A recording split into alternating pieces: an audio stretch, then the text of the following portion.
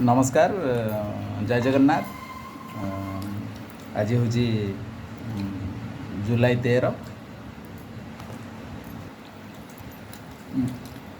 जुलाई अधा मास है गरम कमुनी गुड़गुड़ी भी कमुनी से आज घरे कहले पखाड़ खायापी तेज मु बर्तमान 2:30 बाजिलानी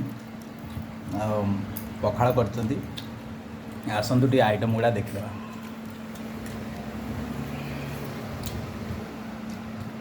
देखु ये पखाड़ ये आमर गाँव जो आलू चकटा टमाटर दला ये हूँ बैगण पोड़ा ये काकुड़ी सालाड ये हूँ कलम शाग ये हूँ कलरा भजा बड़ी चूरा ये हूँ आलू आ रसुण कंचा लंका टिके लेंबू पड़ी दला है ये आंबल रसुण कंचा लंका दला एठी मैक्सिमम आइटम रसुण कंचा लंका रे तैयारी होइछि।